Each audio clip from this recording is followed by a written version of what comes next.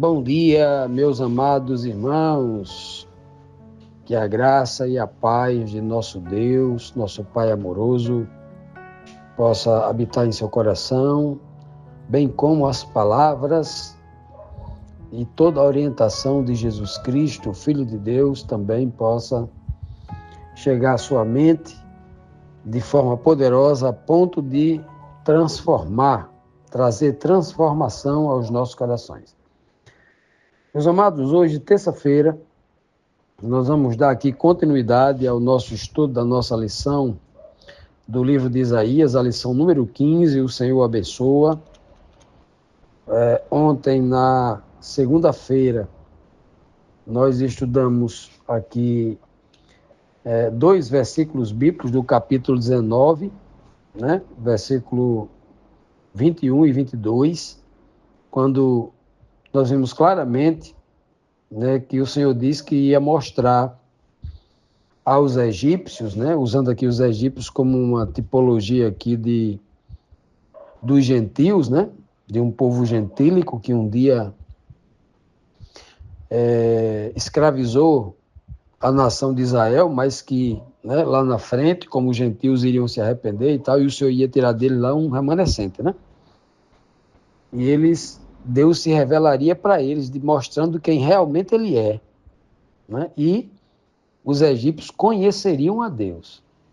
Depois eles adorariam, né, ao Senhor, a Yahvé, e apresentariam a ele sacrifício e oferta de cereais.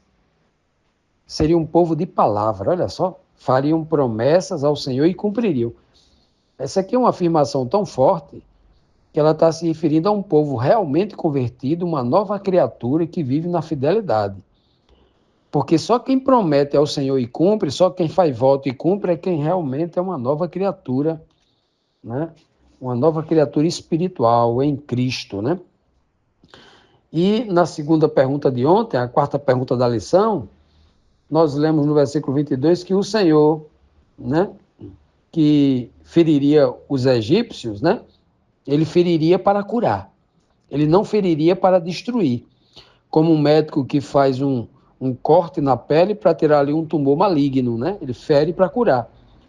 Diz que os egípcios se arrependeriam e se voltariam para o Senhor, para Yahvé.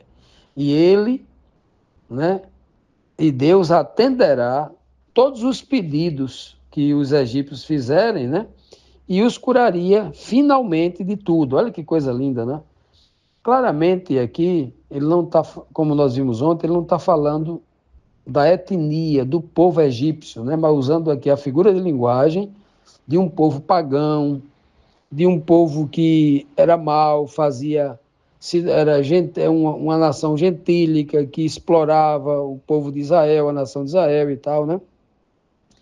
Mas que com todo o sofrimento que eles passaram, né? Com as 10 pragas, com a ruína do seu país, eles iriam se voltar para Deus. Ou seja, o Senhor iria arrancar de lá, do meio dos egípcios, um remanescente, né?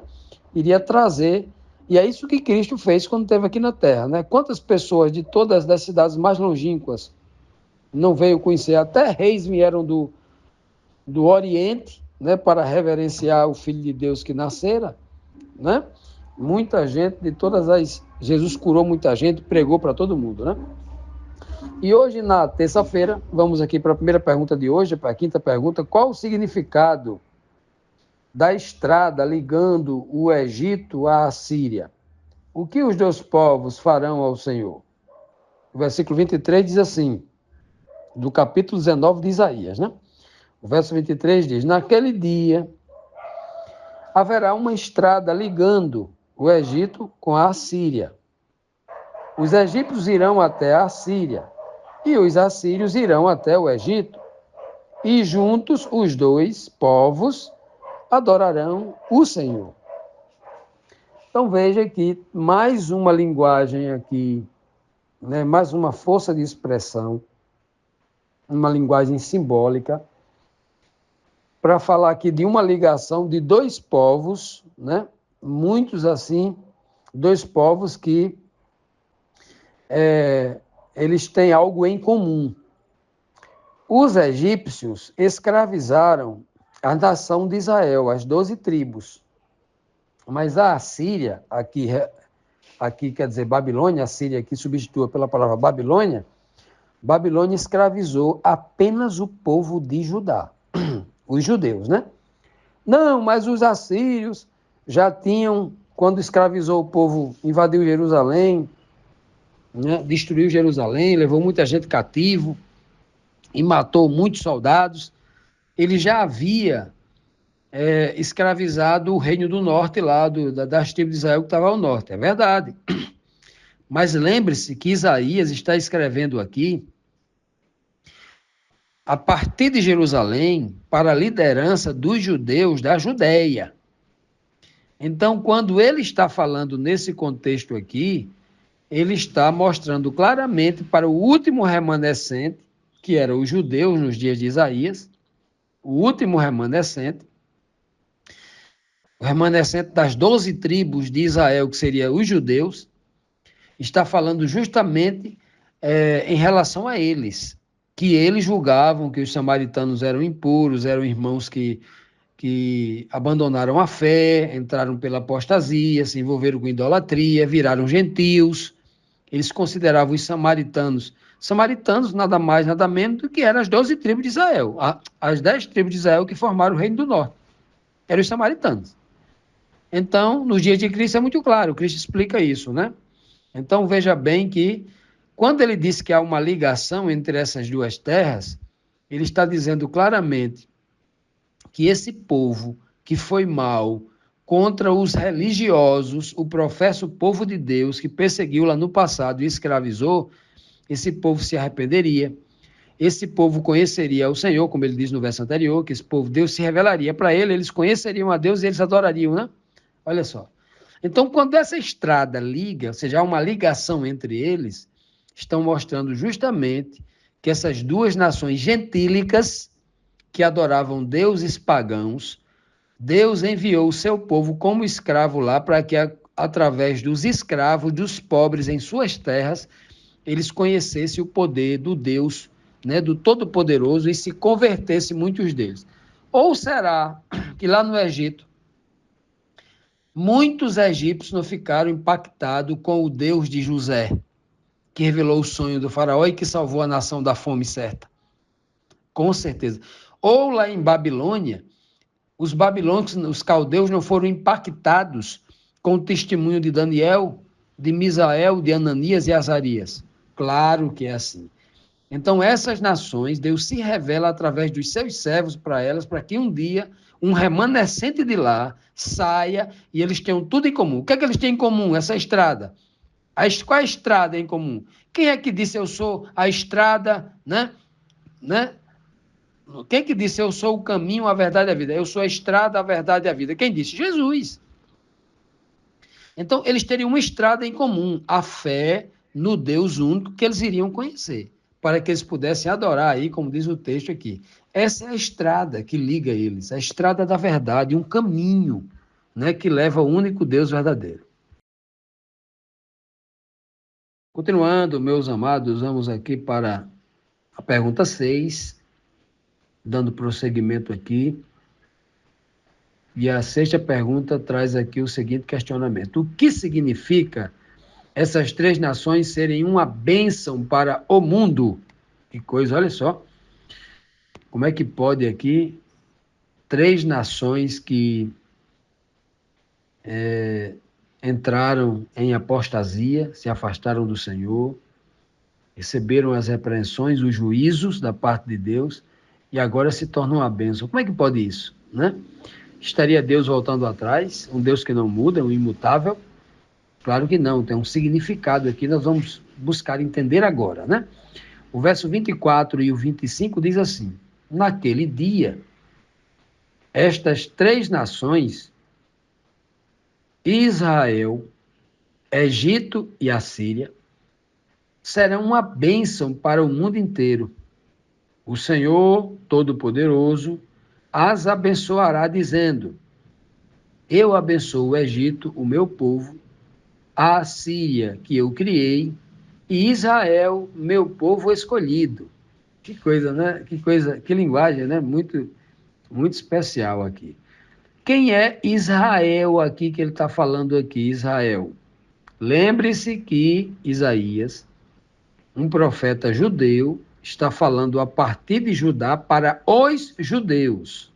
Quando ele cita Israel para os judeus entendem que ele está se referindo ao reino do norte, formado por 10 tribos dos filhos de Israel, né, que haviam se separado, haviam dividido o reino no meio, separando do reino de Judá.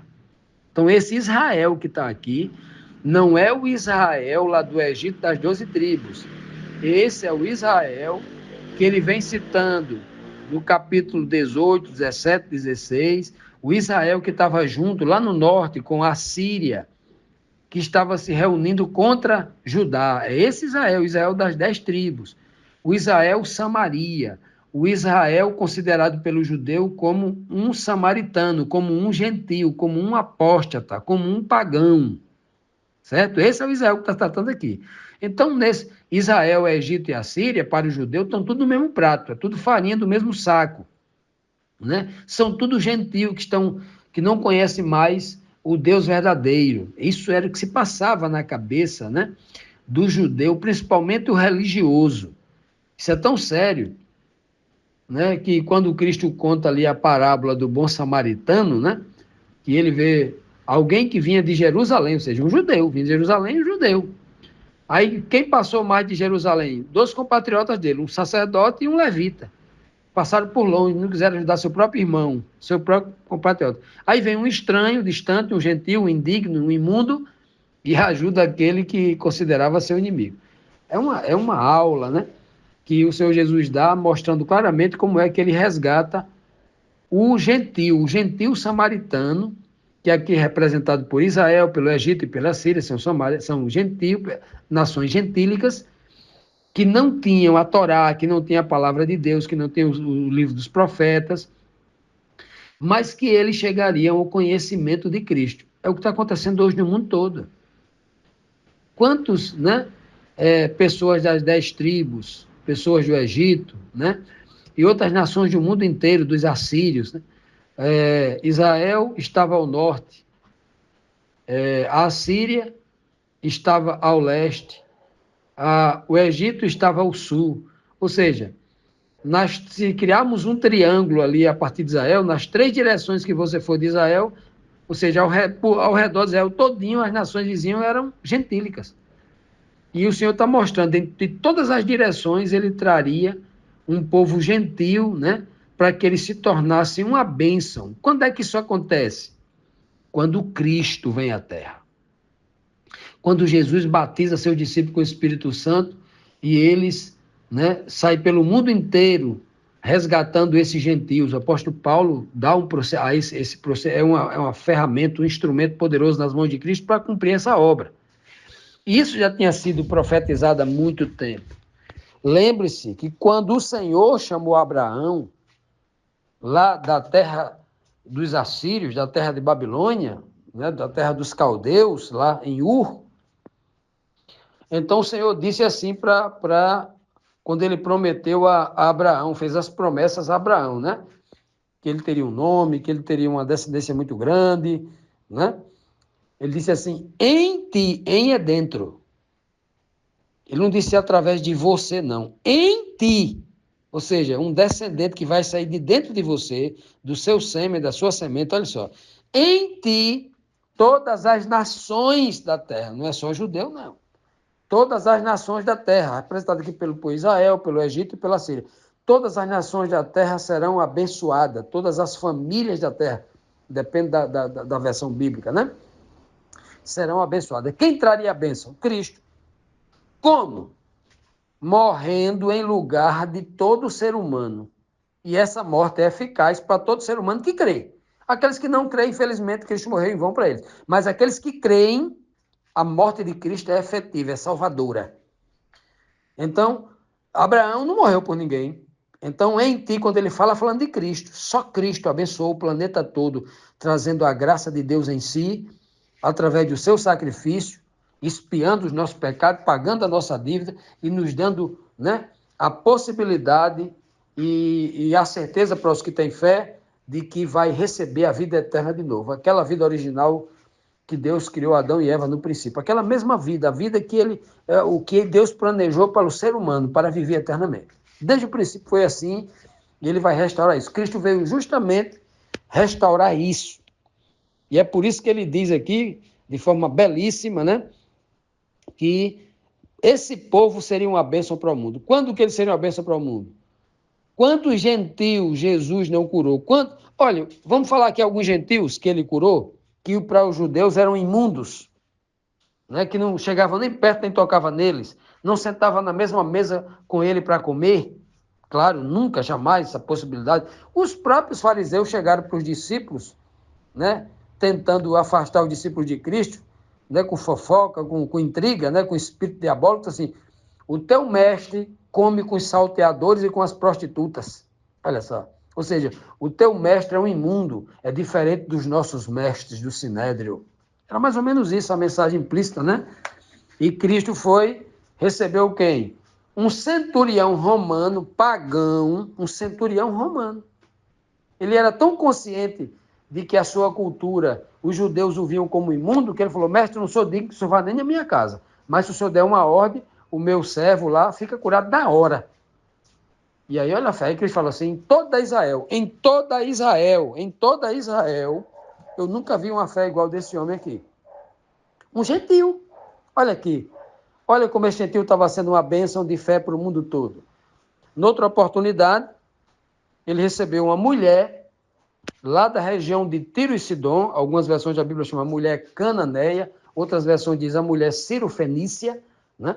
Esta mulher que veio de lá, com a filha que estava endemoniada, pedindo para Jesus curar, Jesus falou assim, olha, eu não posso tirar o pão da mesa dos judeus, que eu vim primeiro alimentar eles, os judeus, que é meu povo, e dar aos cachorrinhos, chamou ela de cachorrinho. E a mulher falou assim, ok, Senhor, tá certo, mas até os cachorrinhos comem das migalhas que caem da mesa do seu dono. Ela disse, eu não me importo de ser escravo de judeu, eu não me importo de ser inferior aos judeus, eu não me importo de comer migalhas, mas eu sei que as suas migalhas, o Senhor, as migalhas, eu não estou pedindo uma refeição, não, eu quero só uma migalha. E Jesus deu a migalha e curou. Aí Jesus falou assim, igual essa mulher não tem fé em Israel, igual a dela.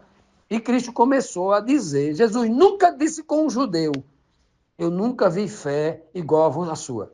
Mas Jesus só disse isso para gentios, considerados imundos, considerados excluídos, né? Inadequados, inapropriados. Que maravilha, não é? Aí, quando a gente lê esse texto aqui, a gente entende claramente que mensagem o Senhor queria passar para Isaías, para um povo que estava sendo levado cativo porque não aceitou o Senhor, mas um povo indigno lá na frente iria aceitar, iria receber essa bênção.